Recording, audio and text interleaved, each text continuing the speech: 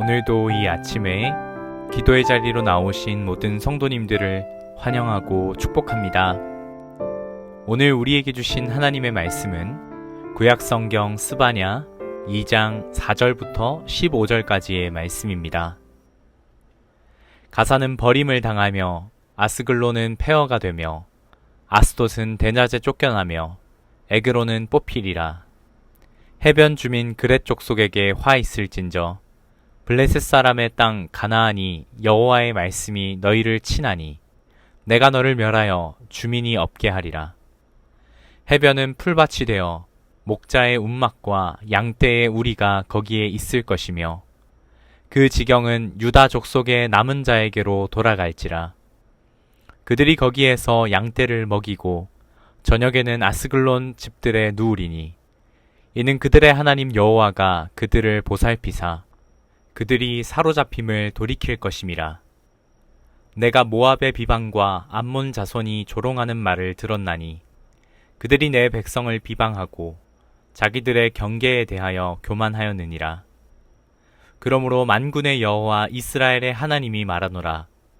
내가 나의 삶을 두고 맹세하노니 장차 모압은 소돔 같으며 암몬 자손은 고모라 같을 것이라. 찔레가 나며 소금 구덩이가 되어 영원히 황폐히 하리니 내 백성의 남은 자들이 그들을 노략하며 나의 남은 백성이 그것을 기업으로 얻을 것이라. 그들이 이런 일을 당할 것은 그들이 만군의 여호와의 백성을 회방하고 교만하였었음이라. 여호와가 그들에게 두렵게 되어서 세상의 모든 신을 쇠약하게 하리니 이방의 모든 해변 사람들이 각각 자기 처소에서 여호와께 경배하리라. 구스 사람들아, 너희도 내 칼에 죽임을 당하리라. 여호와가 북쪽을 향하여 손을 펴서 아수르를 멸하며 니느웨를 황폐하게 하여 사막같이 메마르게 하리니 각종 짐승이 그 가운데에 때로 누울 것이며 당아와 고슴도치가 그 기둥 꼭대기에 깃들이고 그것들이 창에서 울 것이며 문턱이 적막하리니 백향목으로 지은 것이 벗겨졌음이라. 이는 기쁜 성이라.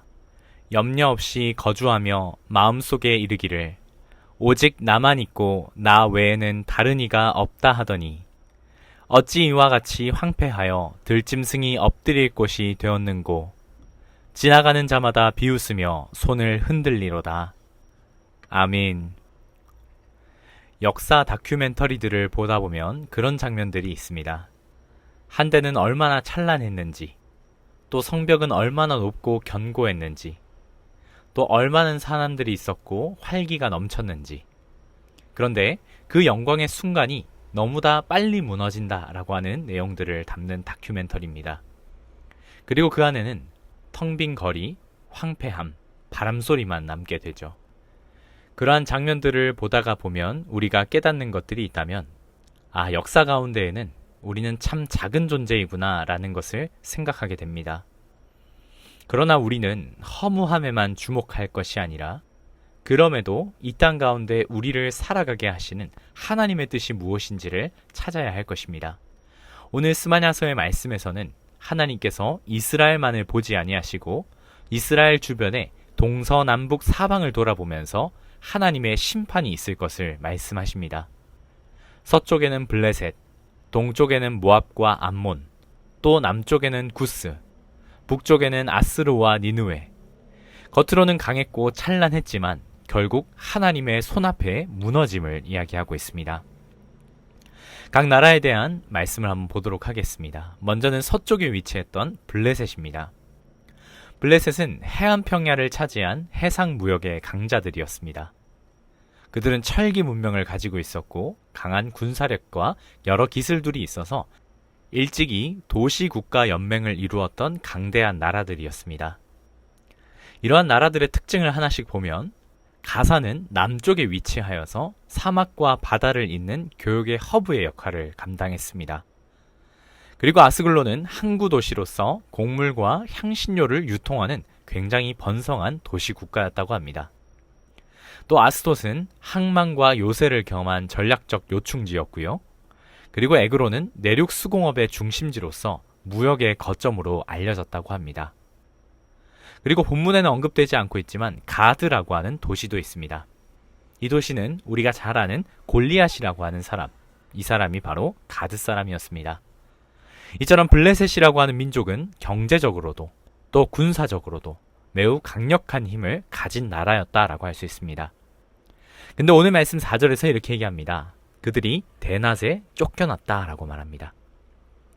이 말은 그들이 한창 잘 나가고 있을 때, 스스로 가장 안전하다고 여길 때, 마치 대낮과 같이 맑고 쨍쨍하고 아무런 염려가 없어 보이는 그때 그들에게 하나님의 심판과 진노가 임했다라는 것입니다.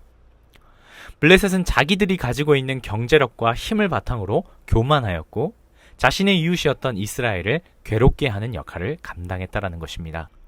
그러나 하나님께서는 그들이 가장 강대할 때 그들을 꺾으시고 심판하신다고 말씀하십니다. 그리고 8절부터 11절까지는 이스라엘 동쪽에 위치했던 모압과 암몬에 대한 말씀을 하고 계십니다. 모압과 암몬은 요단강과 사해 동편 고원지대를 차지했었습니다.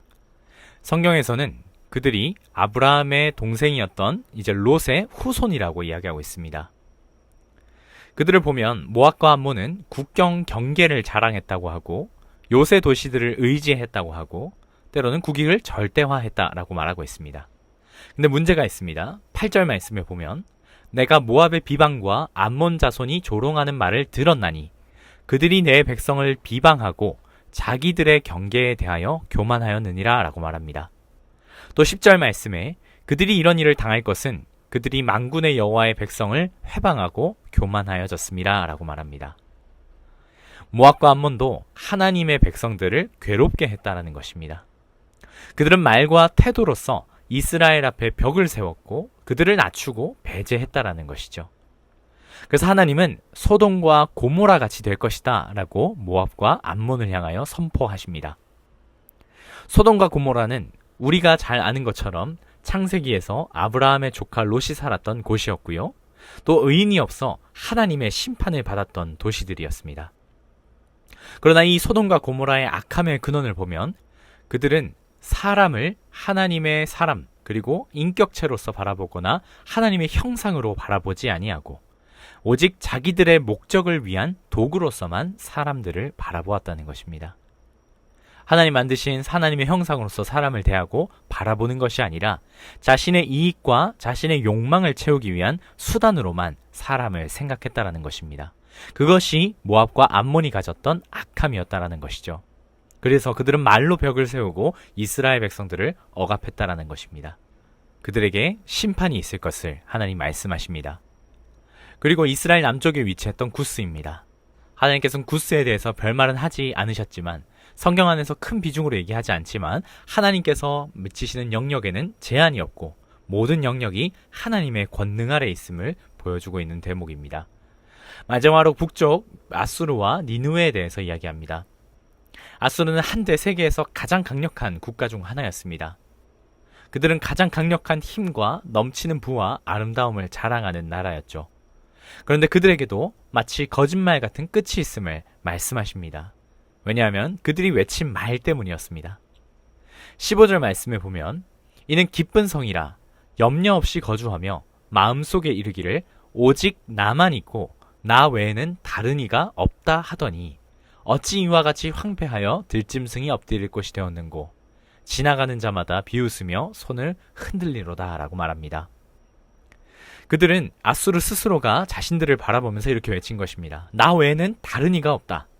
자신의 인생의 주인으로서 최고라 여기며 하나님같이 되고자 했던 그들이 바로 아수르라는 민족이었던 것입니다. 이 모든 나라들이 멸망을 당하는 이유가 있습니다.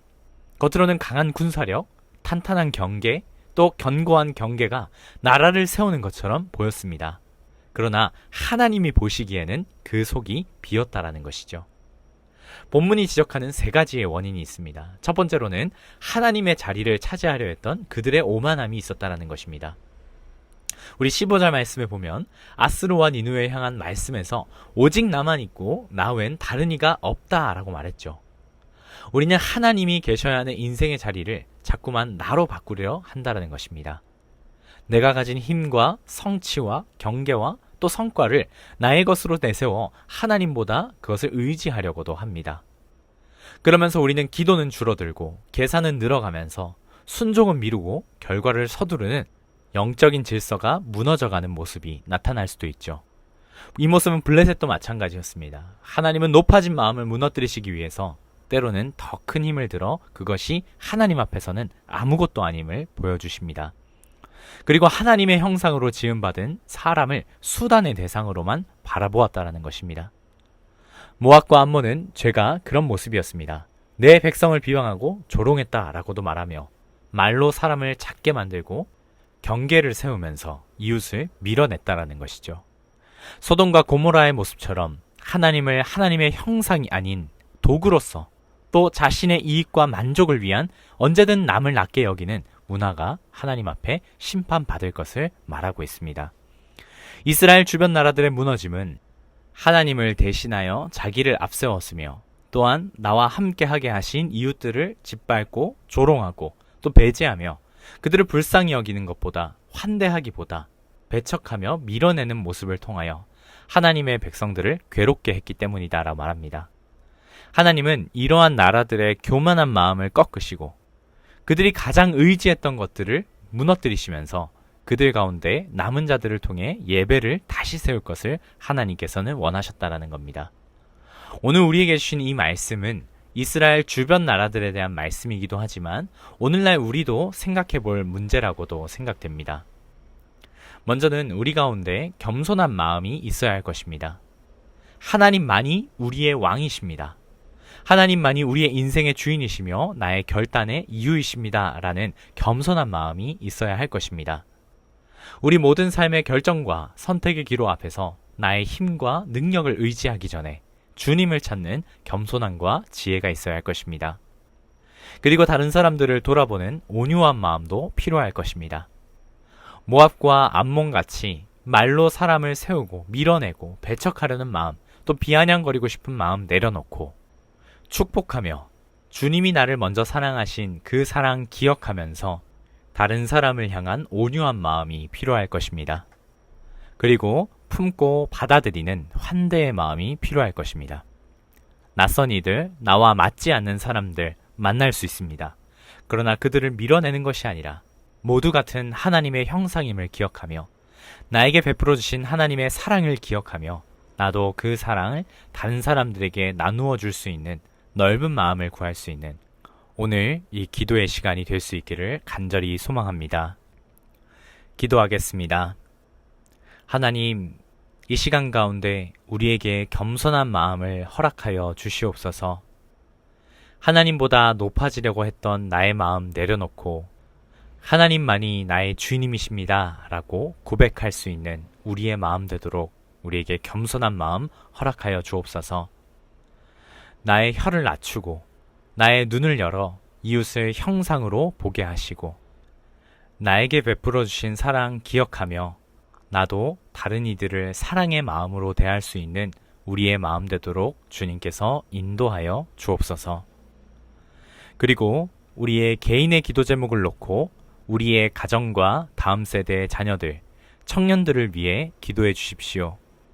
그리고 사김의 교회 2학기 사역과 특별 새벽 부흥회를 통하여 하나님이 큰 은혜 주시기를 기도해 주시기를 바랍니다. 마지막으로 나라와 민족과 온 열방에 하나님 나라가 세워지기를 한 마음과 한 뜻으로 기도하며 나아가시겠습니다. 함께 기도하겠습니다.